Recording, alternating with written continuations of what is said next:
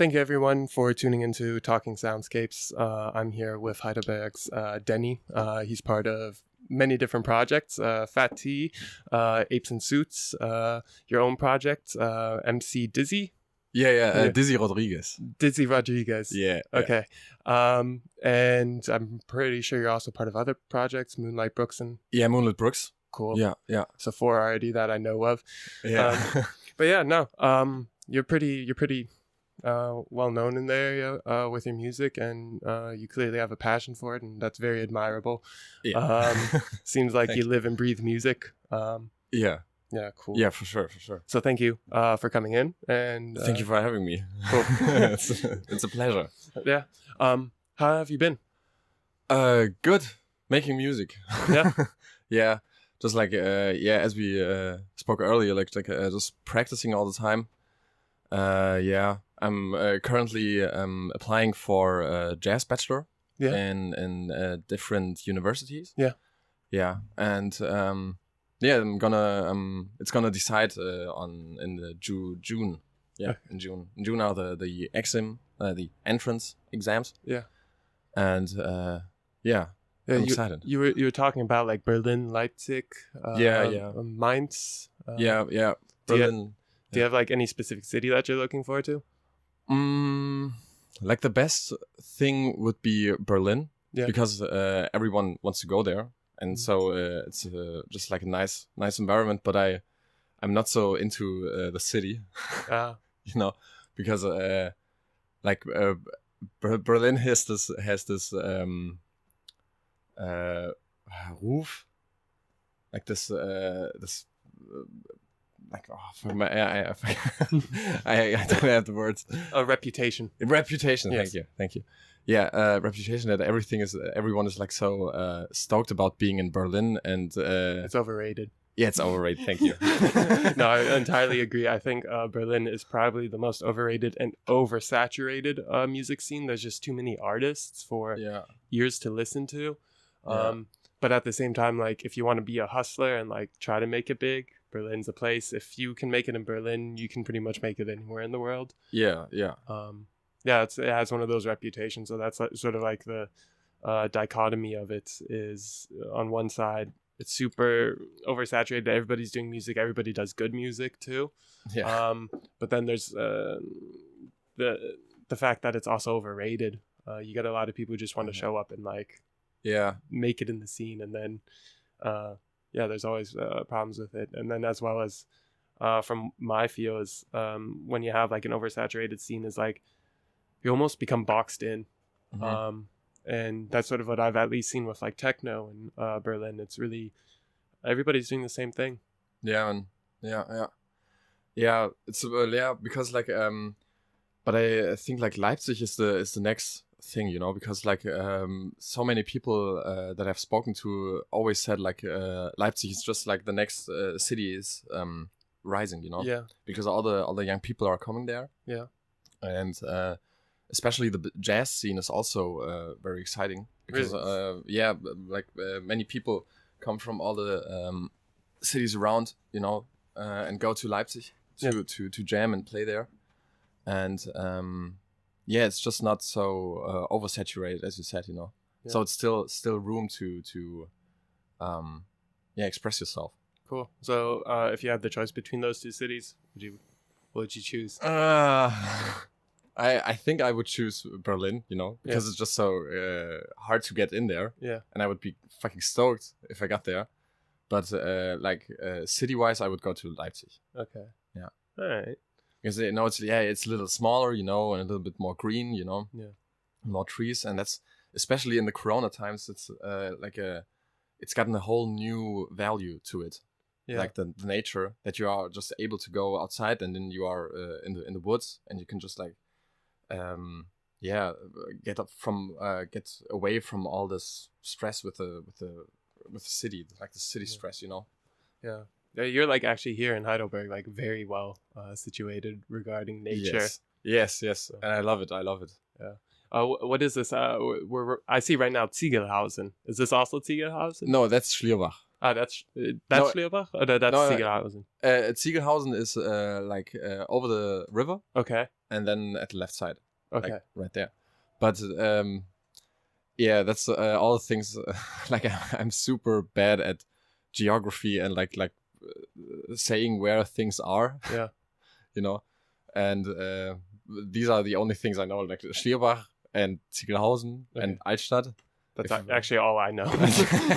So I'm on the same level. I actually see this as like this every house that is like more upriver from Heidelberg is everything's Ziegelhausen. Yeah. But I know in Germany there's like people get so into their little Dorfs or their little sections of the city even. Like when I ask people, hey, where do you live? They're like, Kirchheim. I'm like, can you just say Heidelberg? Yeah, that's just one of the things. But have you enjoyed the nature here since Corona, or were you already doing it beforehand? Yeah, but like I'm a Stubenhocker. Okay, Stubenhocker.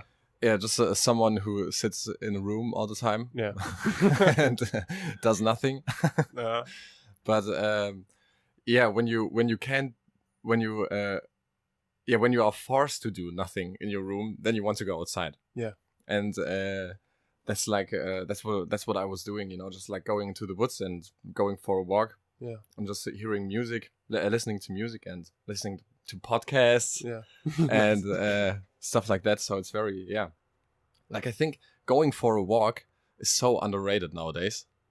Yes, because you it's an activity that forces you to do nothing, you know, but at the same time you do something, you know. Yeah. You go for a walk. Yeah. So you do something, you know. You have an activity, but on that walk you can do anything you want, you know. Yeah. So you have to let your mind free and just like do nothing, you know. Yeah. And I think many people can't do it because they always need to be distracted by their phone or by something else, you know. But just like taking time to do nothing and just being in nature and like live. Yeah, no, that's if you want to do it like meta. I actually see it very meta. By the way, that was a very long train that just drove by. Yeah, the train tracks. I don't even hear it anymore. Just but yeah, no, with walks these days, I think it's also really hard for people. I don't think they really necessarily want to be on their phones. I think if you ask everybody what is the thing that they would like to do less in their life, I think the majority of people would be like, less time on my phone. I think that's we got to sort of see that as like almost like an addiction. For sure, dude. I would. I'm sorry. No worries. Like podcast rule 101: never drink something with fizzies. Yeah, with Kohlensäure. Yeah. Fizzies. Yeah. No yeah, like I would definitely say that I'm addicted to YouTube. Yeah. Because like fucking YouTube has me figured out so good. Oh, they're so smart. Holy shit. My algorithm just knows that I'm my attention span is like 40 seconds. Yeah. so I get like these clips that have like I don't know, like 200,000 views. Yeah. And go like 30-40 seconds. It's just like random bullshit. Yeah. Just like fucking. Yeah, it's just you can spend hours with fucking 40 seconds videos, you know? Really? That's how like your algorithm, like, because I'm fully aware that algorithms are set up completely different to the individual. Yes. But like you get like 40-second videos that are like. I get like very very short videos. Yeah. And then just like stupid shit. Okay. Such as like. Oh shit. Like Russian traffic fails. or for example the funniest moments of Nollywood. Okay. You know Nollywood? Nollywood, is that the one in Nigeria? Yes. Yes. Yes. Those are funny. Yeah. Oh shit. And those there are two child actors. Yeah. Who are really good. Yeah. Like, they can fucking act. You know, it's fucking just nice to watch. You know, and it's just so crazy because like one scene where just like this kid goes to a big guy and he's like kind of gangster. I don't know. And he's like, yeah, shake my hand, you know. And because of the height difference, you know, he puts his hand out, and the guy like goes over his hand, and he's like like a whole boss, you know, like, yeah, you can't fuck with me, you know. It's so crazy. Wow. But it's just like, yeah, it's just like fucking random shit. That's the thing, you know. Yeah. Even if I've seen fucking 100,000 videos. Yeah. But I can't recall any of them. Yeah. It just goes in and out. Yeah. And then you're just the thing you have done is wasted time. Depends if it depends how you like hack the algorithm. Like from my case and scenario, like YouTube is actually like a treasure cove of like information. I'm sort of like in the lines of like I'm hearing I'm very right now deep into sort of like trading, online trading, mostly in crypto. So I get a lot of just people presenting their theories and what's going on. I'm also very into the financial system. So I get like a bunch of those presentations, and then a lot of psychology lectures. Yeah. Okay. So normally the stuff that I get proposed is somewhat constructive, but at the same time it goes in one ear and out the other. So I get that. Have you gotten on TikTok? No. That would be very, very dangerous for you. Yes. Yes. You know, TikTok has double the amount of screen time than Facebook or Instagram. What? Like the amount from their users. From their users spend it was something like 48 minutes on their app, whereas on Instagram it was like 26 minutes, Facebook was like 24 minutes. So TikTok on average holds our attention double as long. And dude. And that algorithm is super addicting. It knows you better and knows what mood you're in and it's not, but depending on the time of day, what they do is they throw at you like 10 videos that they know like one of these will fit you, and it will observe how long you watch which video and how often you'll watch it, and then it will start knowing your mood for that like watching session. And then all of a sudden you're in this rabbit hole for 45 minutes. It's so crazy, dude. Just like, fuck. It's like, but that's nothing new, you know. Because like that, all these apps were like they were designed to make addictive, you know. They made a Netflix documentary about it. Yeah, I haven't seen it, but I heard it's great. Yeah, it's great. But like everyone knows it, but nothing changes, you know. Yeah. And like and one guy in this documentary, he said like, no, there's no one really to blame, you know, because we were just doing our stuff, you know, and like 10 minutes earlier they said, yeah, we did it to make you addictive. Yeah. And then he just says like, yeah, I'm not letting my kids, I'm not allowing my kids to use Facebook. Yeah. But there's no one to blame. Yeah. Of course there's someone to blame, like the guys who did it. I think that's an interesting subject, because it's like I sort of see it, there is no one to blame. Because it's always like in connection with the audience. Yeah, and it's just very, it's like being an artist, you want people to listen to your music. Let me take a step back. A lot of artists want to just make art for their own sake, but then there's some artists that want to make stuff that other people will sit with other people. So they intentionally may even do what they artistically may not agree with, but to get the listeners that they need. Yeah, they sell themselves. Yeah. I mean, like, right? Yeah, exactly. Sellouts. But sellout. Fuck, man. Yeah. All these English words. No worries. But yeah, on one side, it's like, I understand you got to sometimes, we live in a world full of prostitution where we're essentially giving out our time. So it's like some people got to make a dollar somehow. I think, but to be very realistic, I don't think Facebook or these social media platforms really went in with the intention at the beginning of being such monsters and like... they couldn't predict it, you know, that it's going to be this big. Yeah. But they predicted it like, okay, we have to sustain ourselves, you know, so we're gonna make the people addicted to it. Yeah. Essentially the same thinking like a drug dealer. Yeah. It's everywhere. Yeah, man. That's crazy. It's very, very, poisonous. But at the same time, I also am very thankful for YouTube. Like, without YouTube, I wouldn't know how to do my taxes. I wouldn't I wouldn't know how to fix anything. That's another sign that our system is fucked up, you know, that you have to learn how to do your taxes at YouTube, you know. Yeah, I think like what school needs is another subject for just organizing your life.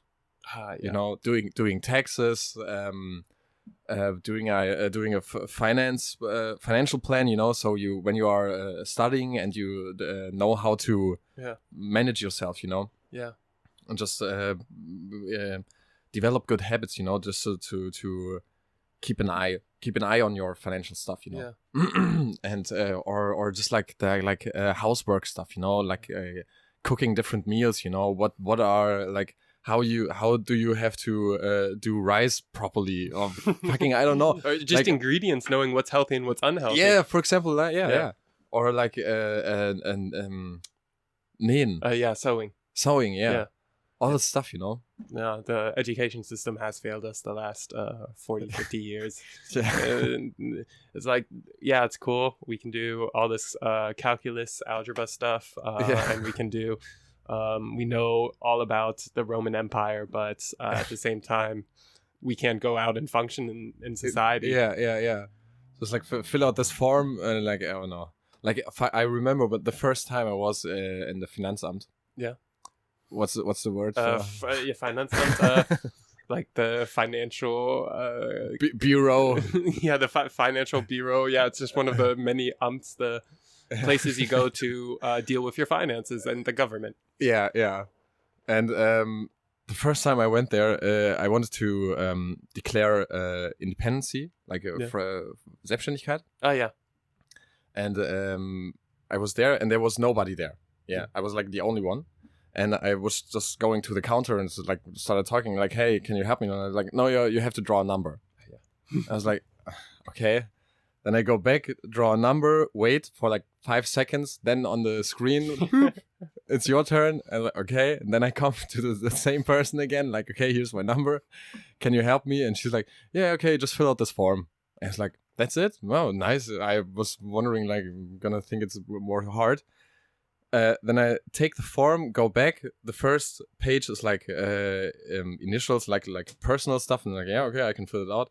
And then the next it was like 6-7 pages, and I only could fill out the first. Yeah. Because the rest I just couldn't understand it. Yeah. Oh, and they have their own language. Yeah. Yeah, man. It's just like, and I was imagine being a refugee and coming to Germany, and you don't speak the language, and then you have to be able to fill out these forms. It's impossible. Yeah.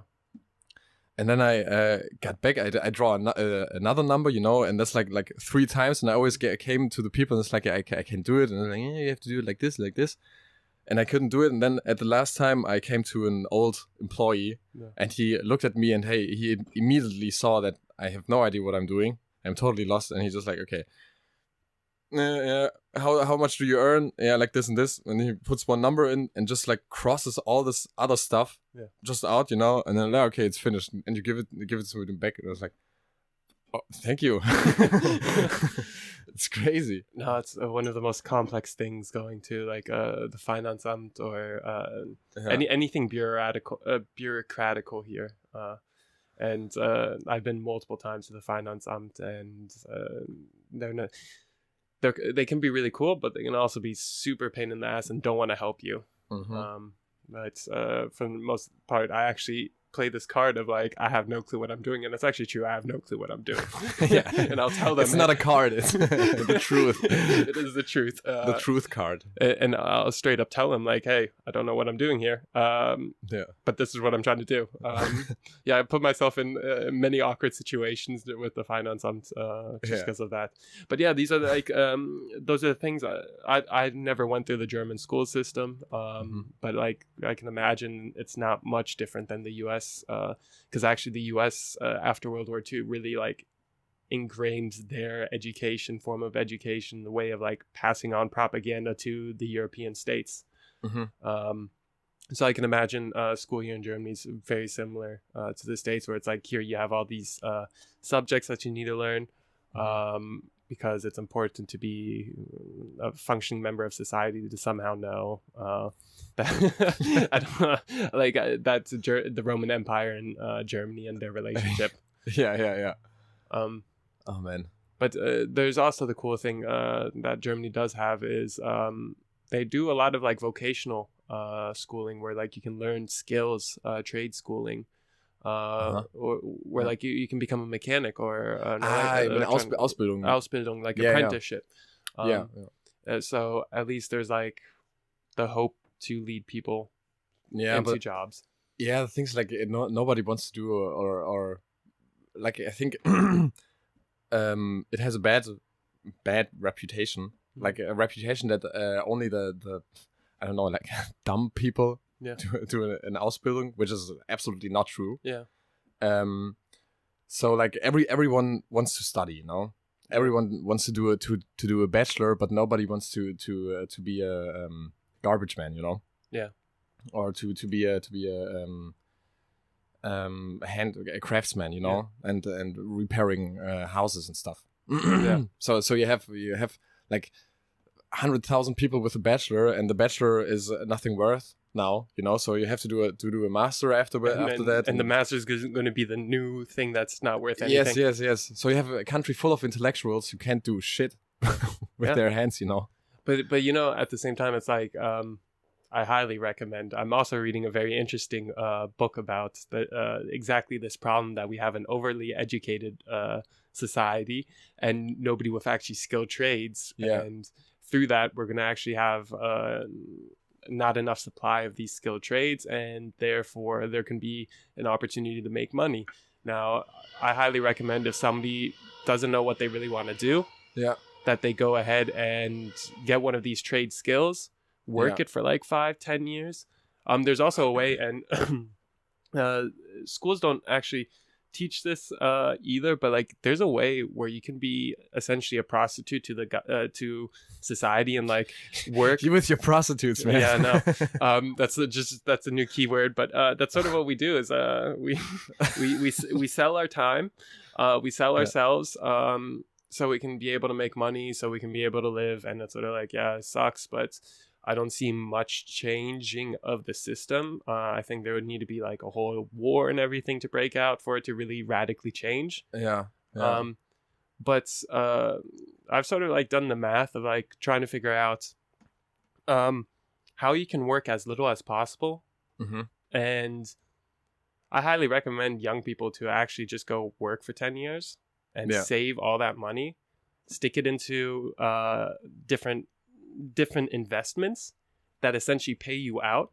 Yeah. And you can essentially never work a day in your life again after, like, legit all you need to do in today's age, all you need to do is to get about 200,000 euros. I know it sounds a lot, but in 10 years, very doable. Mm-hmm.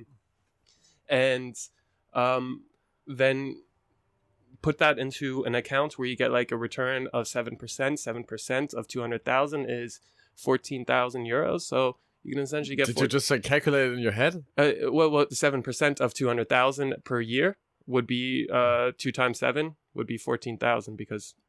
Yeah, I calculated. Just say okay, yeah. So I was just impressed. Take the compliment. Thank you. No, and I think this is a conversation that society should have right now with the young. Is this way of actually getting very free? If you can save up to 200,000, put it in set yourself up with investments that are very low risk at 7%. It's very possible to get 7% low risk. Excuse my cough. I also took a corona test 5 days ago. Just in case you're worried. And essentially you just work, you enslave yourself for 5 to 10 years to get to that number, and then boom, you can do whatever you want for the rest of your life.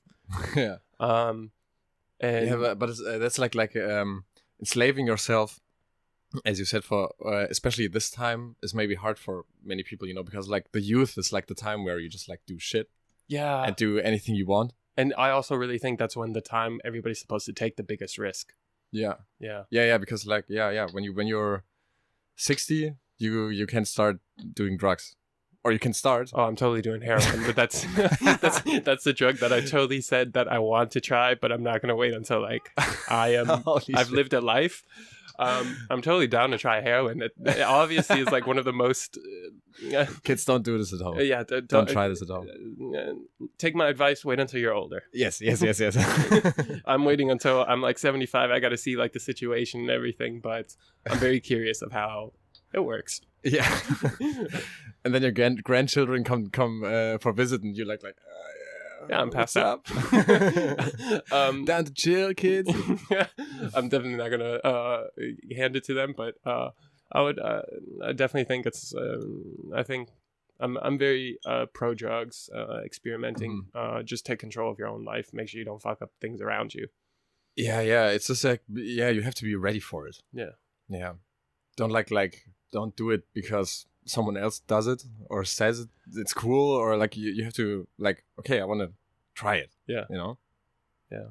But always be careful. Like die Dosis macht das Gift. The can makes it poisonous. No, the can makes it poisonous.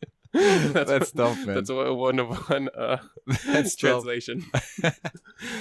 No, like it's the dosage makes the poison. Okay. So like everything you just a little bit, Yeah. You can take a little bit cocaine, Yeah. It's no big deal. Yeah. But if you take a lot of it and can't stop taking it, then it's fucking ruining your life. It depends if it ruins your life or if it makes it better. There's some people who but those tend to be almost like borderline psychopaths who like take cocaine and then go to the Wall Street and start like Wolf of Wall Street stuff. Yeah. Oh shit. Yeah, that's a new drug promoting podcast here. Yeah, drugs are bad. Stay away from them. Yes. And if you do use them wisely and be intelligent about how you the can makes it poisonous. Remember. Yeah, and we also spoke, speaking of drugs, that your hemp t-shirt. Yes, yeah. And you inspired me sort of like a business model of like being a stoner and just creating hemp clothing. Yes. I think that would be very viable. What are actually the laws here like in Germany about weed, at least? There's an amount you can take with you. Yeah. For which you can't, for which you won't be busted. Yeah. But they will take it anyway, and this amount varies from state to state. Yeah. So in Berlin you can take, I don't know, I've seen it like years ago in a documentary that like you can take 12 grams with you. Oh shit! And it's a party. Yeah. And if the police catches you, they will take it from you, and maybe you get a fine. And a entrance in your like a BTM-Eintrag. Yeah. Like Betäubungsmittel-Eintrag. Yeah. Yeah, it's like a police record. Okay. You get it like that. You got busted. But you won't come in jail. Okay. But I think it's it depends. Like if you have a I think if you have a wie heißt es? Waage? Scale. Yeah. Oh, shit. Man, I know all these words, dude. Okay. If you have a scale at home and they bust you, then they have they're gonna say that you are a dealer, and that's a whole different league, But it's like I just want to make sure my dealer's not ripping me off. Yes. Yes, that's a totally reasonable reason to get a scale, or just like for cooking, Yeah. It's also cooking. I immediately thought of because that's what I did when I was in college. I had a half a scale. I just wanted to make sure that when I was paying for my 2 grams, that I was actually getting 2 grams and not 1.8. Yeah, because people will do that. Like if it's a little bit fluffy weed, yeah, for sure. Yeah, people are gonna rip you off. Yeah, but yeah, I hope it was all right. We spoke about drugs. What? I hope it was all right for you that we spoke about drugs. Yeah. Okay. Yeah. Yeah. Yeah, regarding your music and everything. Yeah, it's a music podcast, right? Yeah, it's also just getting to know the artist and just talking also bullshit. But music should be somewhat at the core. What projects have you been working on? Like Apes and Suits just released an EP. Apes and Suits, called Exit. Okay. And we worked on it. We recorded it, thankfully, right before Corona. We were in the studio in Mannheim at the Pop Academy. Yeah. And we recorded it like in April, and we were finished with the recordings, and then Corona hit. Yeah. So it was very lucky for us. And it's just like a record about all this stuff that is it's just like the critique at the society a little bit, and how you can exit from it. Nice. You know, so for example, one song is called Plastic, and it's just like about plastic. Yeah. And that but also like this feeling that you are like loaded with all this bullshit that you don't need, and you have to free yourself from all this unnecessary worrying and thinking, and comparing yourself to others. Also, like, it's also this feeling, you know. Yeah. And just to get rid of it, and, you know, like, throw out the plastic and all this, like, this fake and synthetic stuff, you know. Yeah. It's just like a metaphor for it. For example, we did a song about the Weinloch. Okay. You know Weinloch? No, what's a Weinloch? It's a bar in the Unteren. Okay. In Heidelberg Altstadt, and it's just like just like an old school bar. Okay. You know, like the walls are so brown because of all the smoking. Mm-hmm.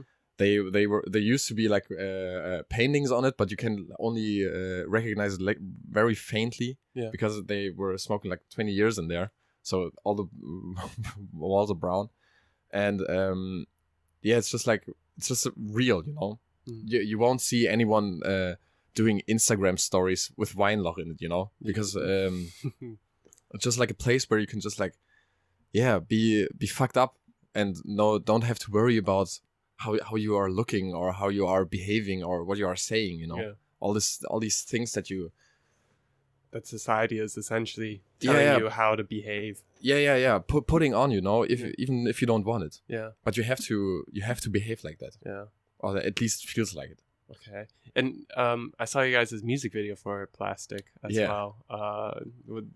And now understanding that the album had this whole concept and everything. Yeah. Now I understand why you guys like did these stock photos. Yes. Yeah, exactly. You know, like this fake shit, you know. Yeah. people doing workout and smiling in the camera perfectly with perfect makeup and perfect hair, you know. I'm working out. Yeah. But that's not the reality, you know. Yeah. If you work out, you fucking sweat and you fucking you know. You look disgusting. Yeah, you're fucking the least presentable if you work out. Yeah. And this also, or for example, one song, it's called Klick mich. Okay. And it's about all these ads that you are bombarded with. Yeah. And you just like, all this stuff is just yelling at you like click me, play me, buy me, fuck me. Yeah. You know.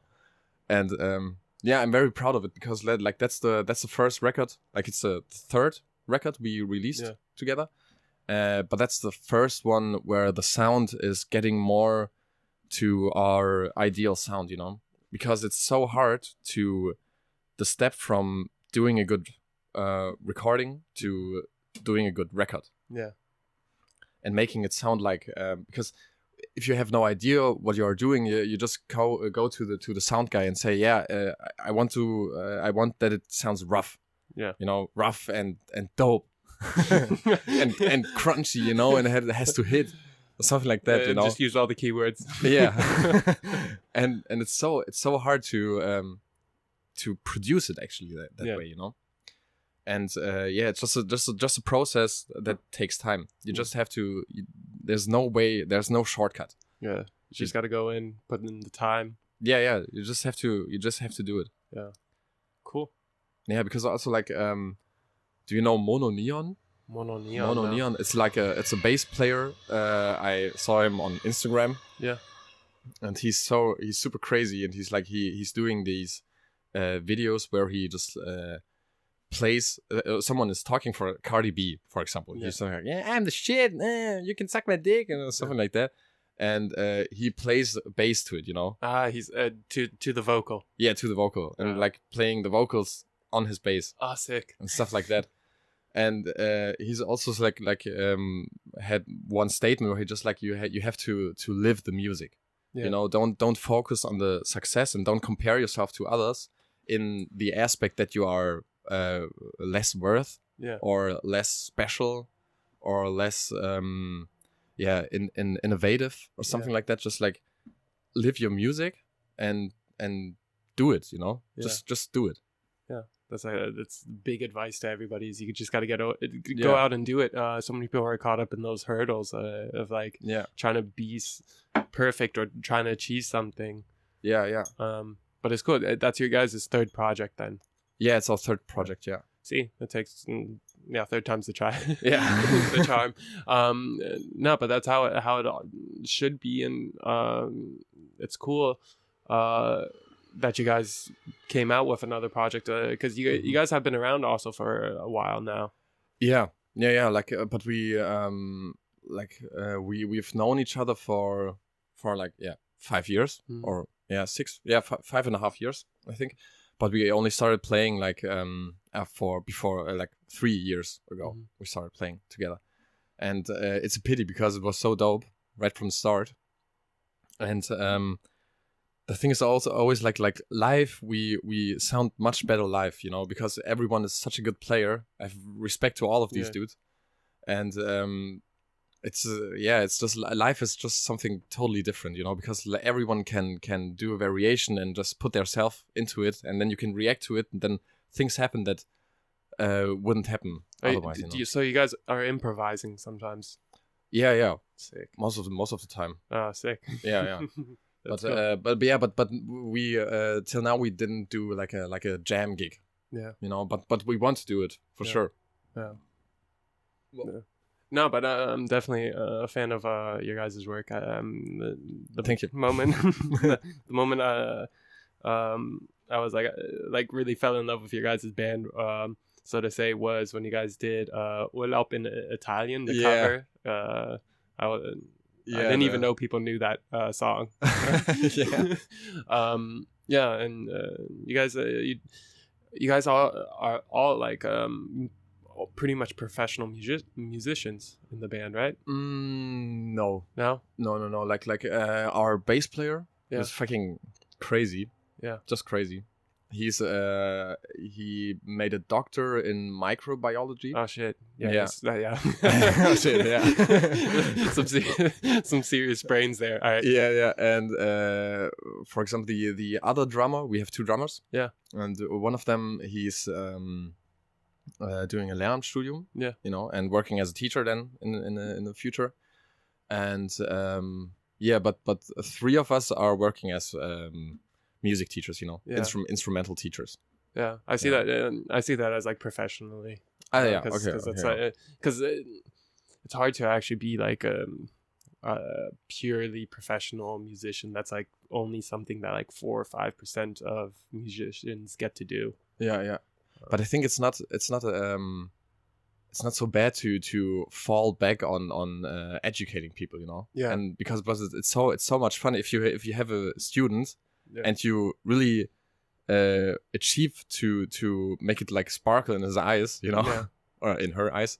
If she or he, shit. Okay, now I'm getting into a rabbit hole. Like, okay, if the student just becomes infected with the music, you know, and just like the next lesson, you see the progress, you know, and the enthusiasm in their eyes is just like unbezahlbar, weißt du? Yeah. It's just dope to get people on this music train and get them addicted to one of the greatest drugs of all time. Yeah. Music. And now the circle is comes back. Yeah. No, music is definitely something that's like I see it as like a drug. You can feel with it, and it can change in energy. Like it's one of those things where like depending on what's playing at a party, it can really like define the mood. Yeah. It's the same way as like an alcohol would. Different types of alcohol has different impacts on people at a party. Yeah. So like mood and music or just whatever's being presented definitely creates a vibe and is very important. And it's also like in our everyday life, it depends what you're listening to on your car ride home, or wherever you're driving, wherever you're walking. Yes. Yeah. I think I don't know anything about the chemical reactions that go on in your brain, but I'm pretty sure there's got to be something. Yes. Of course. Holy shit. Yeah. Now there's tracks out there sometimes where it's like I'll totally forget even like space and time. I'll just like lose myself in a track and sometimes get like tears in my eyes. So it's something powerful. And I can imagine being a teacher and like seeing a kid like get that spark of like creating that. Yeah, it can be pretty cool. Dope. Yeah, that's so dope. But most of the time you have like it's just it's hard to reach people, you know. Yeah. Because everyone is like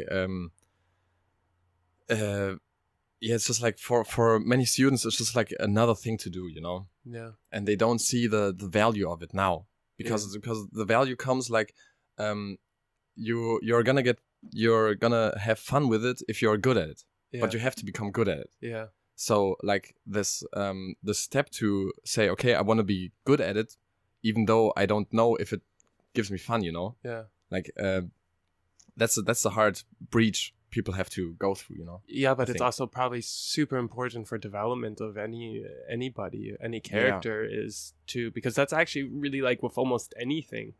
Yeah. You have to go through a lot of shit and push yourself and feel like you suck. Yes. To one day not suck. And maybe that's also why like an artist, from my experience, a lot of artists have difficulties hyping themselves up or feeling like great about their artwork. Maybe it's also because they've been in that like shitty box for so long. That it's like almost uncomfortable to step out of it and be like, oh shit, I am a dope artist. But that's also like a thing. It's a process where you are not able to say, okay, now I'm finished. Yeah. You know, now I've got it and I can put it off my plate. It's just like if you practice a lick, for example, on the piano or on the guitar, anything, and you practice it and you practice it and practice it. You practice it so much that it just becomes part of you, you know? Yeah. So if you are improvising, it just comes out of your fingers. Yeah. And you won't even realize it how you play it. Yeah. But then afterwards, after you listen to it, it's like, oh shit, I played that lick, you know? Yeah. Without even knowing it. Yeah. So it's just like, you have to put yourself in this loop and don't criticize about it. Yeah. Like too much. Yeah, because, make it like muscle memory.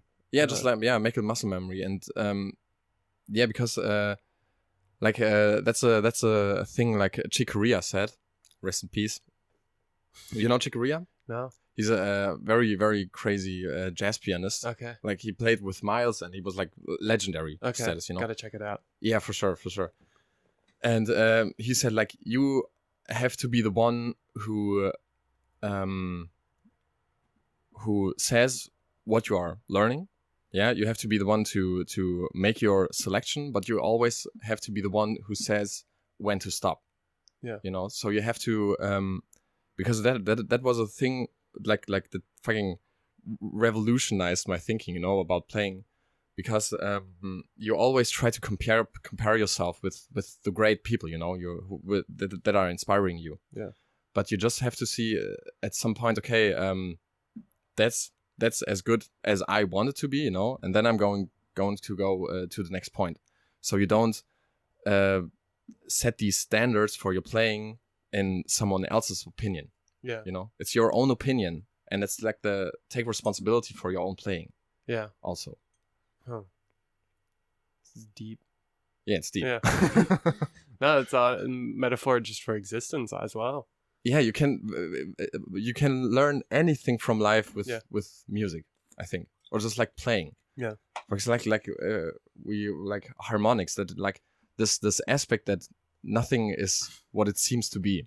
Yeah, it sounds very flat, you know, and pseudo-philosophical. Yeah.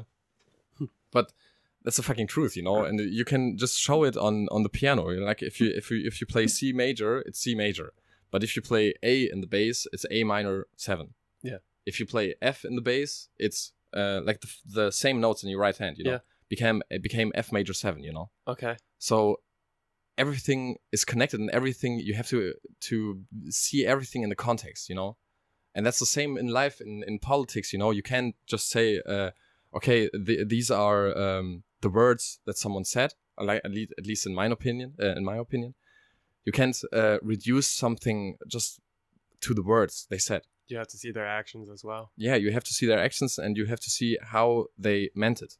Yeah. Because communication is so fucking complex. Yeah. You know, I can say asshole. Yeah.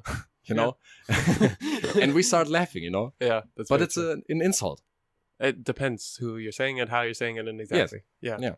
So it's so complex, you know, and yeah, it's just like music can teach you anything if you are open to it. Yeah. Very true. Damn. for shizzle. Have you had any of your students that have pissed? Do you have any moments where they like piss you off? Mm-hmm. For sure, man. It's just like now on this online stuff. If you have a little shit, a little shit, yeah, a little child, yeah, and they, as I said before, you know, you're just a head in a box, yeah, that is speaking to a kid, yeah, and just say, okay, stop, yeah, and then if they like you, they stop. If they don't feel like it, they won't stop, you know, and you can't do anything, you know, you can't put the piano out, you know, like fuck it, what are you doing? Yeah. So it gets a little bit frustrating, but yeah, what I really learned with being a teacher is being patient. Yeah. You just have to say the same shit over and over again. Really? But don't also nicht ausrasten. Yeah, don't become like a condescending asshole who like yells at the child. Yeah, and don't become angry with the kid, you know, yeah. Because they don't know it better. Yeah. You just have to say, okay, now you do it again. Oh. Watch for your wrist. You have to put your wrist up, you know, and you just have it. Yeah, just being patient. Damn, that's a virtue. I spent a while teaching children, or I worked in the kindergarten, was teaching them. There I was patient, but then I was also at the university teaching like 18-year-olds. Mm-hmm. And holy fuck, was I definitely not patient with them. One day, like, I was just so annoyed. Nobody read their assignments. Nobody, so I'm like standing there. I'm like, we can't even talk anything here. Yeah. So I couldn't do anything. And I was like, all right, guys, nobody read this. Here's sort of the PowerPoint I got, but since you guys didn't read anything, you're not going to understand it. Yeah. Yeah, and then I sort of flipped out on them. And they were never seen again. Yeah, they also rated me pretty badly on the teacher rating. What teacher rating? Because I was at a university during my master's. I was doing, while I was doing my master's, I was teaching economics to first-year economics students. And then at the end, your class would get to evaluate you. And you could also see which classroom put you out which evaluation. And it was definitely the one where I yelled at him, where I like scored like 2 points less. Yeah, that was just sort of yeah, don't flip out on him. Yeah, man. And also you're probably not gonna make much of an impact. Yeah. Oh yeah, it's definitely gotten a little warm in here. Yeah, fuck this hemp stuff. Keeps you warm. Yes. No, but also today's a really warm day. I was not expecting it to be this warm. Yeah, man, but it's nice. Finally some sun in these cold days. Dude, there's some brutal winter days. We also we took this bus and we did a war in Halle in January, like second week in January. It was also the coldest weekend of the year in Halle. So it was like -8 degrees to -11 degrees outside of the bus. Oh shit! And we were like fucking freezing. And then I also had to sleep in the bus. That's life on the road, man. Yeah, but it really was very, it was very uncomfortable. Like wore everything I packed on me. Yeah, and was sleeping in that and trying to stay warm. It's pretty rough. Yeah. But now the godsend of having warm weather. But I also now need to think of like, all right, what happens now when it gets too hot in the bus and like doing these type of podcasts. Yeah. But you have to seek discomfort, I think, to a certain degree. Yes, it pushes you. Yeah. For example, I did a trip last year. Yeah. I hitchhiked. Yeah, hitchhiked. Hijacked is where you run up to people Grand Theft Auto style, jacking cars. Games have shaped my worldview. No, hitchhiked from Strasbourg to Morocco. Oh shit! Yeah, and it was so dope because when you hitchhike, you put yourself in a stressful situation because you never know where you're gonna sleep, what you're gonna eat, who you're gonna meet. Mm-hmm. Everything's gonna rhyme here. And it's because this feeling when you are at a truck stop and waiting for like 4 or 5 hours, only spending the time only talking to people and asking and always getting a rejection. Yeah. And then finally someone says, "Yeah, I'm gonna take you." Like even for fucking 10 kilometers, it doesn't matter. And then you sit in the car and then you watch outside and all this world is just going past you like a fucking raid. And you're just like, holy shit, I'm making so much distance now. It's crazy. And you just like smile like a little kid only because you are sitting in car. Yeah. So you get a totally different value for everything. Yeah. And so I can only recommend it to anyone who wants to travel. Do it with hitchhiking. I have actually never hitchhiked. I always pick up hitchhikers. I'm all down for picking That's dumb. You're gonna get a place in heaven for sure. Thank you. Just building up my karma points. No, but I do see sort of the importance of those experiences. Yeah. And how long did it take you? 3 weeks. 3 weeks. Fuck. Yeah, but it was worth it. Everything was worth it, man. And it was like, one time I was in the area of Granada in Spain, and I had to cross the Autobahn. Yeah, the highway. Yeah, the highway. Yeah, I had to cross the highway, and because I needed a place to put my tent on. Yeah. Put my tent up. And then I went there in the woods, and it was late at night, and it was dark. And I found a place, and I was making the ground like flat, and putting all the rocks away, so I can sleep. And then I found like a bone. Okay. Big bone from the Wirbelsäule. From the spine. From the spine, yeah, a spine bone. And it was like it human? Yes, it was. It was the first thing I thought. Shit, was it human? Like, and I took it, and put it back at my. And I was like, no, I don't think it's no. But then I had to sleep there, Yeah. Oh shit! Yeah. In the middle of the night, and then I slept there, and I woke up, and I heard gunshots. Oh fuck! Yeah, and it was like 7 a.m. It was like bam, bam, and I was like fuck, and it was like. You just became paranoid as shit, Yeah. And then you get like all these thoughts like I'm in the middle of nowhere and there's a fucking psycho killer with a rifle in the woods and he's gonna shoot me and then he's gonna eat me and then he's gonna bury me, something like that. But it's so exciting. Very true. Yeah, it's so dumb. And you did this all alone? Yeah. Yeah. That's like a very important experience, doing something by yourself. Yeah. You have so much time to think about everything. Did you learn anything? Do you have like any key takeaways from that trip?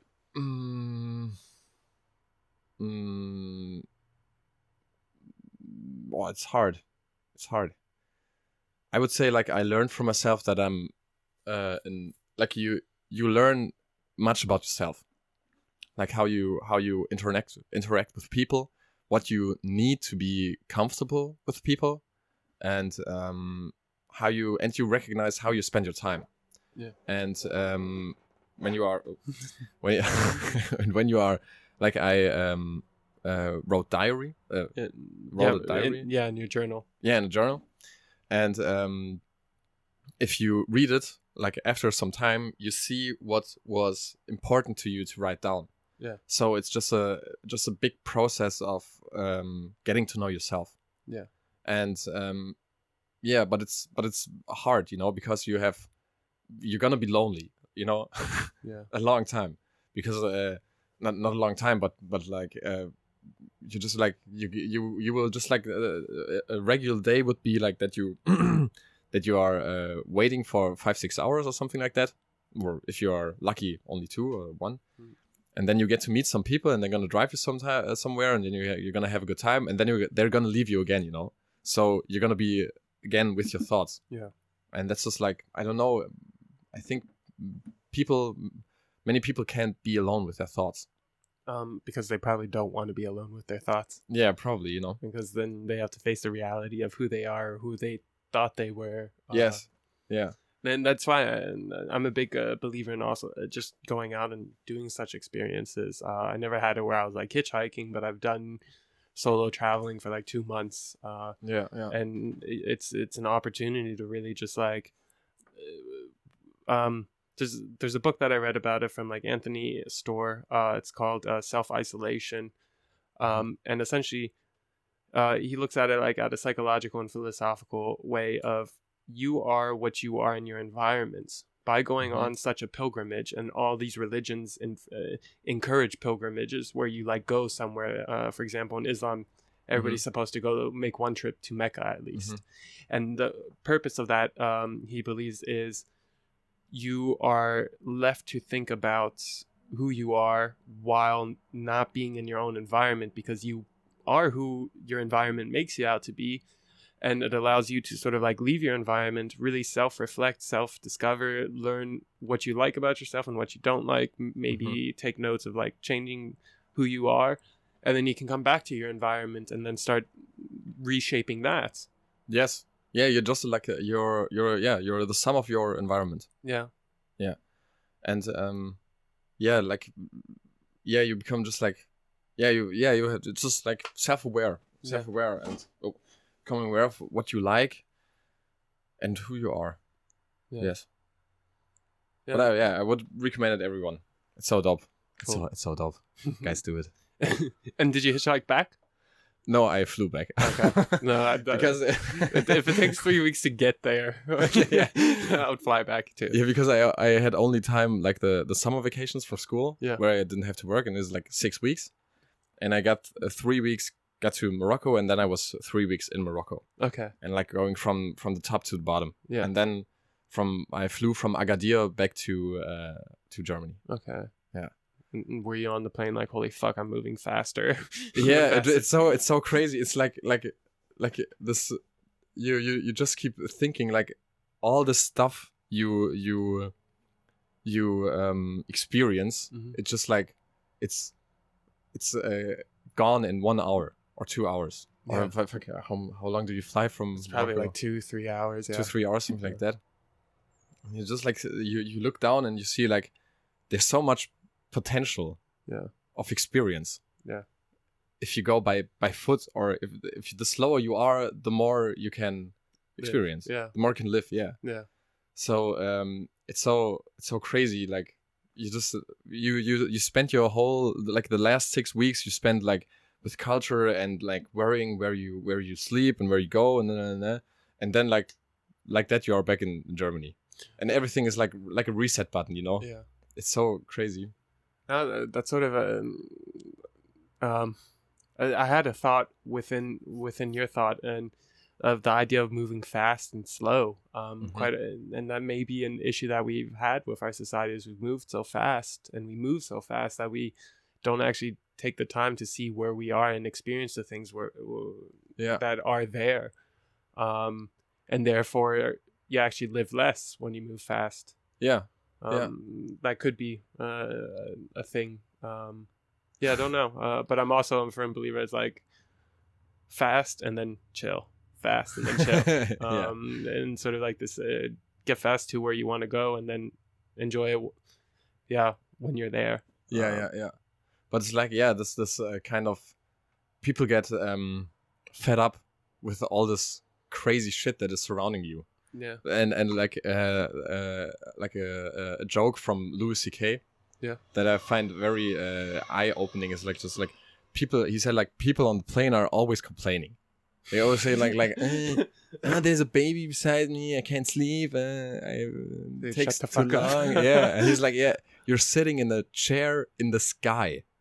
So fucking like true. Literally, you know, you're fucking flying through the air. You like How spoiled are you? He said everyone on a plane should be like woo, like this all the time, you know, because it's fucking incredible. Yeah. Or for example, like your phone, you know, it's like the people always complain like it's so slow, it doesn't load the page, and he's like it's going to space. Would you give it a minute? You know, it's so you can't even comprehend what is happening there. Yeah. But you are used to it. Yeah, and then but then I think what's also bad is like we become spoiled by it. Yes. And that's why it's like we get on a plane and we get annoyed at the baby. But like if this guy just had a little perspective and thought about like, hey, back 400 years ago, you could have been like a horse and carriage with a crying baby for 4 months. Yes. and a few from your family will die on the way. Exactly. So, but I think sometimes we lose the perspective and of this technology. And I also think maybe that's why society has become so anti these luxuries. Yeah. But I think it's like only like still just a little portion of the society who is really anti-technology. Yeah. Because the majority are just feeling like these Instagram zombies. Yeah. You know, and like social media fuck-ups who just just do anything just to be popular or to be meaningful. Yeah. But that's not the way to go. Yeah. For me at least, and I don't appreciate this way. Well, I don't know. Like I would totally be down to be like an IG influencer and then open up my OnlyFans and then like set up my entire rest of my life. Yeah. Just record yourself eating, and then like. Yeah, no, it's crazy. It's like we live in a world where it's a little like fucked up, but we live in a world where a woman could play video games, and if she has like showing her cleavage and is a little bit flirty in front of the camera, she can make 100,000 euros a year just playing video games. Yes.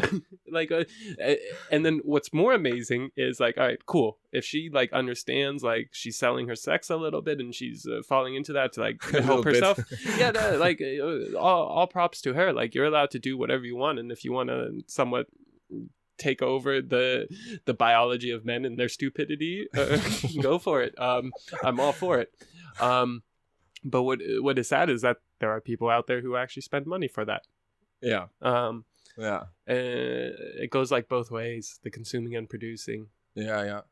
It's but also like this aspect of success. Yeah. Like when are you saying that you are successful? You know? When would you say are you successful? Me? Yes. It depends. I see the world as like multiple hierarchies. I see there's like millions of different hierarchies, and you can really become the best in one of these hierarchies. You can become very good in multiple of these hierarchies. Like for example, if I wanted to sit myself into a position where like family is top priority, then I want to be one of the best fathers in the world. That if I define that hierarchy as success, then that would be success to me. But if I see like money, and I think the reason why money is always used as like a measurement is because it's quantifiable. Yeah. For musicians, a lot of them, it's like how many Grammys you got. How many Grammys? Yeah, like that's the goal for some musicians. At least like from the musicians that I know in America, a lot of them are like striving for Grammys or want to get some allocate some form of recognition. And there's also three things that determine sort of like recognition. If like you want to be one of the most recognizable in one of these hierarchies, there's three things where you can be recognized. You can either be recognized by the people, the general public. You can either be recognized then by all the people within your field, in your own hierarchy, or you can be recognized by some external experts. So like if like I don't know, DJ Mag were to like put me as like actually DJ Mag is voted by the people, so that would be the people deciding I'm the best DJ, so to say. But if like DJ Mag wrote an editorial saying something about he's the best abstract DJ like that we know of, then that would be sort of like, oh cool, I've made it, success. I've never really even thought of like success and what's like definable. It's a very good question. I do see success as being like financially free. And that's one thing, and as well as being there for the artistic community and helping other people find their own success. Inspiring people, right? Yeah, sure. That's very important. Yeah, that's a very good question. How would you define success?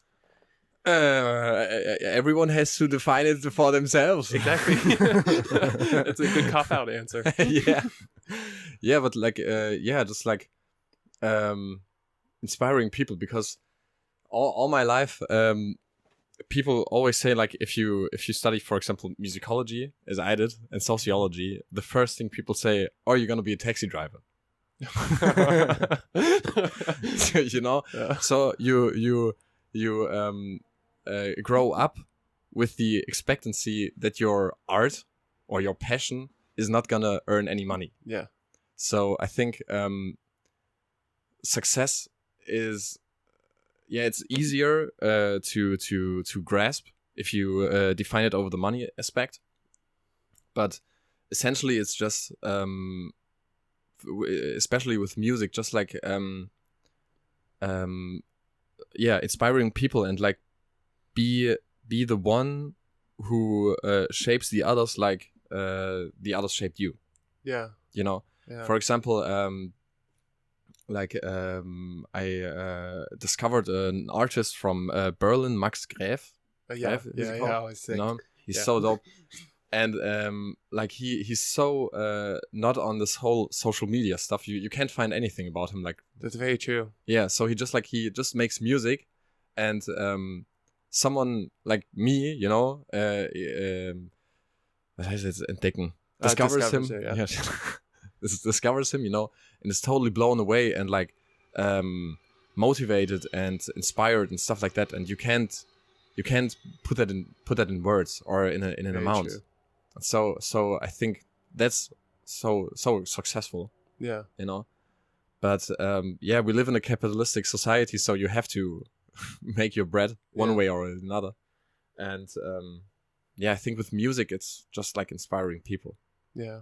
Taking them like on the same journey as you went, you know, or giving them these experiences that you were able to have. Just essentially bringing value to them. Yes. Yeah. And letting them connect, and that's a very good point of like what you said earlier of doing inspiring just as you've been inspired. Yeah. And that's I think that's like the big thing that a lot of artists are looking for, is just that like, hey, hope somebody can feel this the way I do and take it on themselves. Yeah, because all the great people, like for example, like when you come back to Chick Corea. Yeah. Chick Corea, I think he would also say like there are a ton of better players than him. Yeah. I think that what he would say, because you are if you are committed to your craft, you know, you are always striving to be the best, but you don't recognize when you are the best, because the best is an illusion. Yeah. So you are just you are at the top, you know, and then you realize I'm at the top, but I still feel like I'm not at the top, because I'm always striving for the others, you know, to be like the others. Yeah. So it's just like an illusion to be the best at something in the music or in art. So from that, success is an illusion. Success is an illusion, so everyone has to define it for themselves. Yeah, no, that's very, very good. I think everybody needs to just define their own existence for themselves. Holy shit! Now it's getting meta. Yeah. No, but that's also like sort of what this whole Corona thing. That's sort of what I am seeing with everybody is a lot of people. The illusions finally like fell apart. Like some people thought they had like job security. Some people thought they had it all, but really they were just living for the weekends. Now the weekends are taken away, and they're like, oh fuck, what am I actually living for? Yes. And then they have to sort of self-reflect on existence. It's also like define their own existence is a good point, because the other day I was just walking around and then I looked into the sky, and you just have to try it, like look into the sky and try to really know, that you are looking into the universe. Oh fuck yeah. You are literally looking into the empty void of space that has no end. That has no end and is infinite, and you are just like on a little rock. You're floating on a boat in the middle of nowhere. Yeah. And you can just prove it by looking up. Yeah. But nobody is looking up, Everybody's looking ahead and or down. Or down, or on his phone. But if you just if you really try to comprehend that you are just floating on a rock. Yeah. Nothing more. That's very true. And even I think all this climate change politics stuff. Yeah. They always say we have to save the earth. We have to save the earth. No, we don't have to save the earth. Yeah. We have to save ourselves, because the earth is gonna be fine without us. Even if every single human dies, I think I don't know, 25 million years from now, there's gonna be life again, and the planet actually knows that. I feel like the earth knows, whatever these fucking species, I had the dinosaurs before on me. They got fucked up. I'm still gonna be here. It's all it's like this analogy where you say all the lifespan from the earth in a calendar year, you know it? Yeah. No. So the whole year is 365 days. Yeah, it's like the lifespan of the earth, and the human came on the earth at the 31st December at 23 o'clock 59 and 59 seconds. Fuck. So that's the 1 second we've been here. Yeah, relative to the entire. So you shouldn't do politics like saving the earth. Save yourself, because you're gonna die. Yeah, you know what I mean? And it doesn't care. The fucking earth doesn't care, Yeah. And I don't know in how many billion years the sun is gonna explode anyway. Yeah. So everything you have is just this tiny fraction that you are here, Yeah, so enjoy it. Yeah, man. Do your own stuff, and get to know yourself. Yeah. Well, maybe then it also ends anyways. Cause it's gonna end anyway. Yeah. Yeah. And that's all you have. That's crazy. That getting to know yourself instead of sort of protesting or saving yourself before protesting reminds me of Jill Scott Heron. His poem, "The Revolution Will Not Be Televised." Mm-hmm. It's very known now in the woke culture, his poetry, or he essentially was the first rapper. I like to say he was the first rapper. He was just doing poems over bongo drums and jazz beats. No, it's fucking dope. Definitely in the 70s. So and his poetry had rhythm as well. So I'm that's the first rapper, or one of the first. And anyways, in his poem, he essentially is saying the revolution will not be televised. The revolution starts within. Yeah. And a lot of people take that poem and essentially think that the revolution will never be televised because the corporations don't want to televise their revolution. No, he's really talking about figure yourself out. Yeah. Because from figuring out yourself, you're able to then extend. You're able to, if you know yourself, you can then take charge of your room, and then you can take charge of your house. You can then take charge of your community. And not in an authoritative way, but you can take on responsibilities. Once you've taken on the responsibility of taking care of yourself, you can then start fixing the things around you, and you can slowly start reaching further outwards. And I think society quite often is trying to fix themselves by changing the outside. Yeah. Yeah. because like it's also I read a book the other day, no, last few months, haben oder sein. Okay, haben oder sein, like have or to not have. No, have or be. Okay. Ah, yeah, sein. Yeah. Having or being, maybe something like that. From Erich Fromm. Okay. And he's like a humanist. Humanist. Yeah, humanist. And he essentially says like, we live now in a society where your existential way of living is the way of the having. You know? Your existential way? Yeah, like he called it the Existenzweise des Habens. Okay. And he said like everyone is like doing their job to have a home, to have an educational degree, but nobody is what they try to have. Yeah. For example, like people do trade and become a mechanic, you know, and then you go to them and say, yeah, okay, let's fix my stuff up, you know, and they don't want to do it, you know, because maybe they are from a poor family, you know, and they had no other choice, or they were bad at school, or had language difficulties, something like that, you know. There's a million reasons. But in an ideal society, people should be a mechanic because they are interested in motors. Yeah. Because they breathe oil, you know. Yeah. Because they just like are fascinated with the process of burning fuel and putting all this mechanic stuff together and making it work like a machine, you know. Yeah. And that's like that would be more the Existenzweise des Seins. Yeah. You know. You just be what you are, and then you can extend yourself, as you said. Yeah. The only thing, or like one of the things that I see as just contra to that is like, what about a garbage man? Maybe someone likes to be a garbage man. Actually, yeah, when I was teaching out of kindergarten, there was this kid who was like just totally fascinated with like garbage men. Like if he heard the garbage truck and we would be on the playground, he would just run and he would just stare at the garbage man the whole time. Yeah. And it's sort of like, wow.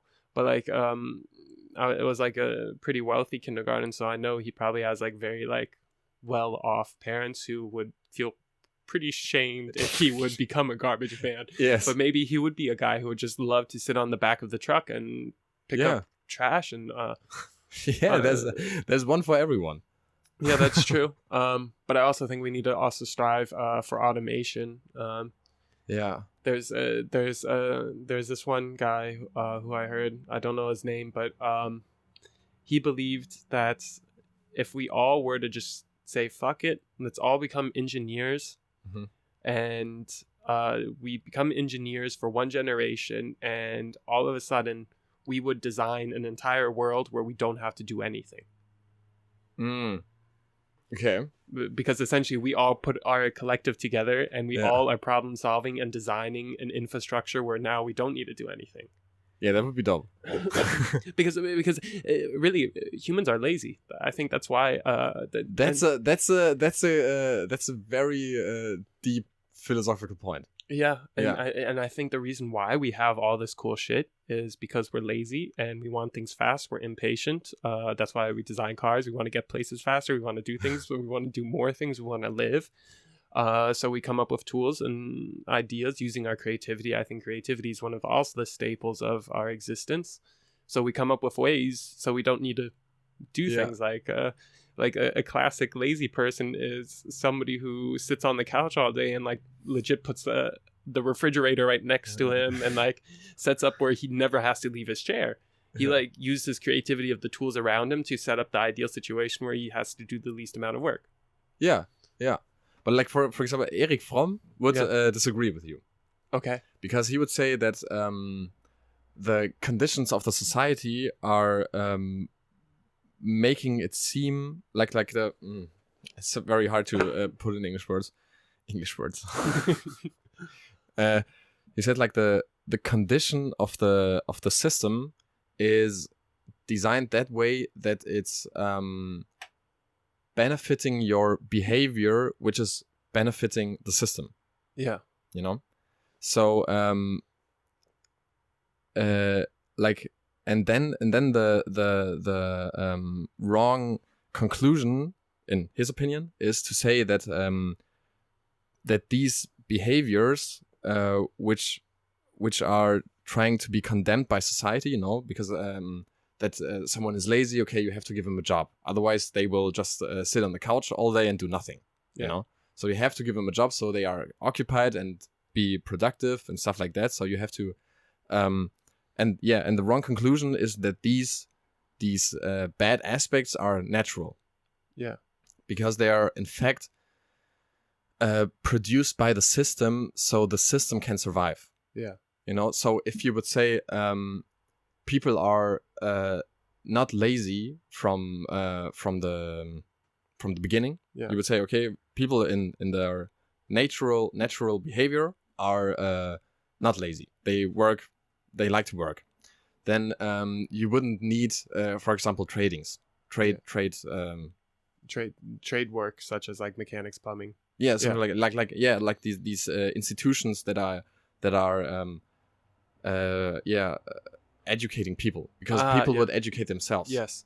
And that's a very authoritarian. Yeah, anti-authoritarian thinking, because then you wouldn't need all these systems to keep people in place. Yeah. Because people would keep themselves in place. Yeah. And so that would be a revolution, he said, like just to recognize that people are willing to work, you know, they are willing to, they like to spend their time on stuff. They like, if you, for example, that's another point, like this bedingungsloses Grundeinkommen. Yeah. You know, if like people would say, like, if you give everyone just money, all the drug users would buy drugs, and all the alcoholics would alcohol, you know, and the society will collapse. Yeah. But I don't think that would happen. I actually agree. I don't think that would happen. Because if you just imagine, if you wouldn't have to worry about money. Yeah. You could do anything you want. Yes. You know what? Yeah. You can just, like, true. Fucking my passion is to paint all the day. You can become the best fucking painter, you know? Or do, like, portraits of people, or just I want to make a I don't know, a cat training school or something shit like that, you know. You can do anything. Yeah. But it's also a little bit hard when I think about those type of that thing. It's probably a little bit hard right now. I'm like totally on like a super conservative reading session in my life, so like the last 2 months been reading pretty funny and ridiculous conservative books, but they make good arguments. It's sort of like, if we were to all just simply follow our passions, and I highly recommend everybody follow their passions, but if we were to do it, it's especially when you're young, when you're like 20 to 30, you have no responsibilities. That's when you double down and fucking go for it. And if it all fails, then you can just go to a trade school, and then, you know, then you may find you won't have any regrets when you go into the trade school, because you tried it all. Yes. That's sort of like my way of going about it. But this one book, he's pretty much like a drunk old man who's like really frustrated with society. It's funny. And he's like, I think he's reading the book. I listened to it on tape, and he's reading the book half drunk. It's really funny. Fucking real shit. Yeah. But he talks about sort of like, he really talks a lot of shit about millennials, and saying that if everybody were to follow their passions, what about the jobs that nobody actually really wants to do? What's going to happen to the infrastructure to those? Because those are actually very important. And he brings a good point. It's like, I don't think many people wake up and want to clean bathrooms, because they don't feel responsible for it.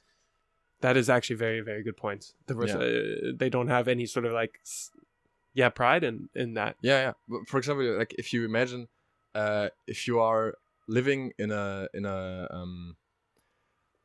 house, and the landlord is giving you money. Yes. But not you, but the whole house. Yeah. And he said, like, okay, you're gonna get the money. I'm not doing anything, you know. You have to organize everything yourself. Yeah. People, if people would have to organize themselves, you know, it's like, okay, when are we gonna get the trash out? What are we gonna do with the money? You know, and then they were they would be consulting each other, and that way you wouldn't need, for example, I don't know, cleaning staff. Yeah. Because people would identify themselves with the house and say, okay, this is my community, and I want to keep the community clean. Yes. That's like the best, the positive, like that's the idealistic thinking, Yeah. So that would be ideal with when everyone would be identifying themselves with their environment. Yeah. And that way you would all these jobs that nobody wants to do would be eradicated. Yeah. Because everyone would do it ownership anyway. Yeah, everyone would do it anyway because they feel responsible for it. Well, what about those, and unfortunately, like, I know people who are like that, where if you give them that responsibility, they don't do it, and then all of a sudden, like, the entire morale and, like, the vibe of, like, this community starts crumbling because one person decides not to take ownership of that role. Yeah. It's always... Yeah, you would have to change. Yeah, it's like very idealistic thinking. Yeah. I'm yeah. And then this is sort of like what I sort of would see of, like, all right, so let's just say everybody can take live in this house and they have to take ownership and they have to do all these roles, and then it's sort of like, all right, everybody once a week has to clean all the bathrooms, or like and you switch roles, and then there's always that one person who just doesn't do it when it's their time. Yeah. Then all of a sudden everybody knows this person. Yeah, you know the person when you're you know who you are. Yeah. Yeah, and then all of a sudden they're like, all right, how are we gonna motivate this guy to do it? How about we set up a point system? Yes, and then we're back in. and then all of a sudden now we're quantifying and we're setting up almost like a little own mini system of points, and these points has rewards, incentives. That means you get an extra meal or whatever it may be, or you get to now reallocate, because you can score most points with doing laundry or something. Now you get to reallocate your points so you never have to cook, so you're always getting it cooked for you. Then all of a sudden you have an economy that's just like just like the shit you wanted to evade. That's just sort of like my way of thinking. I believe communities work very, very well, but I think there also needs to be these like incentive rules, sort of like reward systems for people taking on certain duties, because some people I'm a big fan of free markets. I'm not a fan of capitalism, crony capitalism, this new capitalism that we see. I'm much more of a fan of like individuals deciding what they want to do with their time and how much time they want to spend into it. And it's like, and then of course the market finds the balance, because it's like, not many people want to clean toilets, but you know what? It pays good. I'll go clean toilets for 10 hours a week. I'll do that, and then I never need to work again, and that's sort of like my choice. And then there's somebody who's like, all right, I want to I don't know, what would be something. Then there's another job where they have to work 40 hours in a week to earn what I make 10 hours and 10 hours cleaning a toilet, and it allows everybody sort of themselves to decide. But do you know the book Im Grunde gut? No, I think last time we spoke, you mentioned that one. I was so hyped when I found that book. I was fucking stoked, and I told everyone about it. I chewed their ears off with it, and the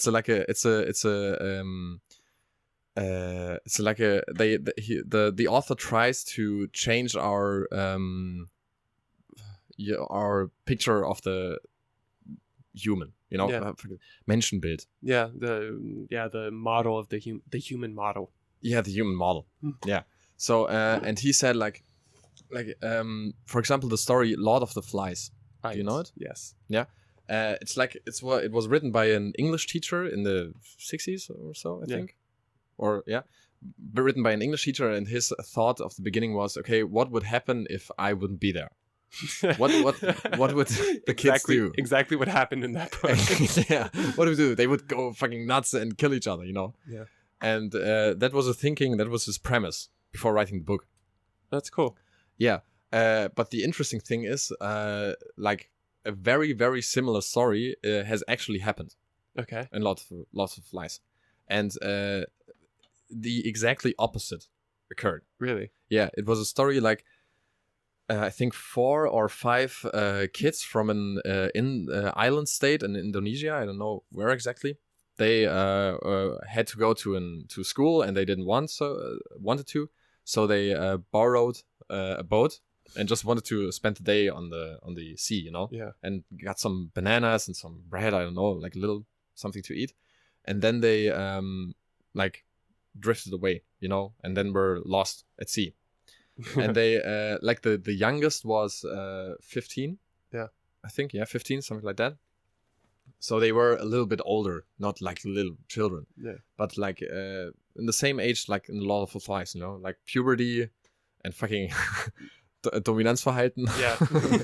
Creating alpha males. Yeah, alpha males. Yeah. And they established systems so nobody would be unfairly treated. Yeah. For example, they when they had Behälter. Yeah.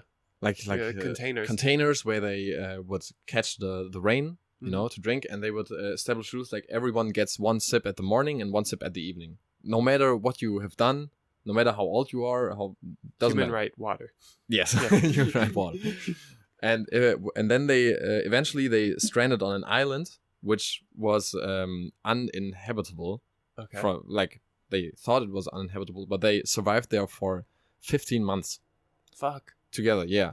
And they, for example, when 2 got into a fight, they said, okay, one is going to one end of the island and the other at the other end, and they are staying there till they come to the middle again and shake hands. Huh. You know, there's nothing, you have to make peace, you know. Yeah. Doesn't matter how, but you come here and shake hands and then it's done. Yeah. You know. And they survived for 15 months, and they were like teenagers, you know. Yeah. So that's like the opposite. Like if people are feeling responsible for their environment and identify with it, like really identify with it, they will work and they will try to make it a better place. It's very true. I believe that. Yeah, but like like if you want to do it on a society scale, you know, you would have to change like everything around it, you know. We would need an entire upheaval. Yeah, because like every system we developed so far is built upon the thought that the human is bad from nature. Yeah, that's I read an interesting study on universal basic income, and it was 90% of people said if they received an income, they would still want to work. Yeah. But when they were asked, do you think other people will work? It was 60% said they believe that other people will not work. Yeah. So it's fucked up. Yeah. But it's, I think it also comes from the idea, and I'm just thinking out loud, but it may also come from the idea that we may think we're better than everybody else. Because like there's an interesting study where they ask people, all right, if you could rate your self on a scale from 1 to 100, mm-hmm.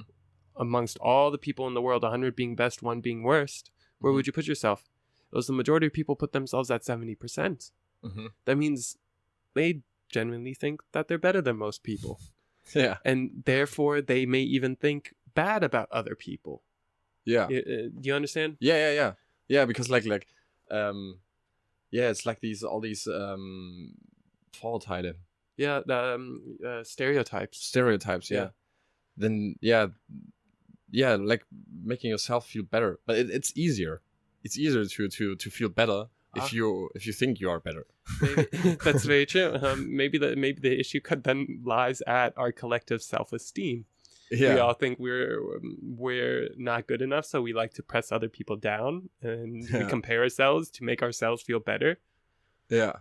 No, I think society is very, very complex. Like if you just think about like how complex a house is in itself, of like how a house is built. Yeah. Of getting all the cement from like another country and creating that cement in a factory and then bringing the house and laying down the cement. That's complex. But now imagine a society. Yes.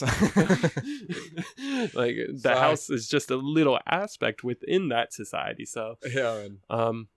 I don't know why we're sitting here thinking like we could solve the problem. And I think it's also important to just have these like conversations of seeing where humanity's at. But I believe the greater good in humans. I think humans are pretty dope. I think we're really cool creatures. I think we're also very tough on ourselves, and also sometimes we're spoiled. And get a little perspective. We live in probably the greatest. From our understanding of history, I believe we live in the greatest time ever to be a human. We have the least amount of wars, the least amount of stress regarding money. Like, yes, I know the pressures are getting harder because we also have such high expectations of ourselves. But genuinely, I think we have it very, very good. Like, look at Germany. We're not in, like, 60, 70 years ago, this place was at war. Yeah. And then you'd go another 30 years from that, 70 years ago, it was also at war. Yeah. So it's like, look at this now, we can all function, and we can freely move across the entire continent. Yeah, man. Yeah, I think we should be a little bit easier on ourselves and also be a little bit more grateful, and maybe then we can think of like the new human model. Yeah, man. I can only recommend everyone. I'm probably gonna listen to it again. It's like you can listen to it on Spotify as a Hörbuch. The Im Grunde gut. Okay, Im Grunde gut. Okay. Yeah, and so it's so dope because like believe in the good in people. People are actually good. That's good. Yeah. Because I didn't get killed on my hitchhiking trip. Very true. You know, I'm still here. Yeah, but that's also sort of like, I feel like a society.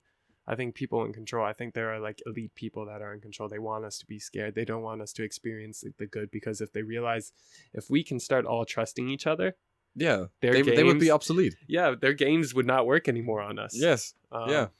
It's way easier to control people if they are afraid of each other. Yeah, that's very true. Yeah. That's sad.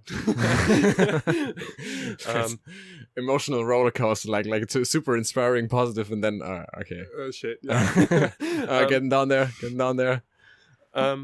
Yes. Yeah. You have a meeting. That you gotta get to. What time is it? It's been about an hour and a half. It's 3. Okay. Then I'm gonna check my phone. Maybe. I say we'll just wrap it up here. Yeah. Do you have any last words you want to tell the people, the world? Be yourself. Take your time and listen to Apes and Suits.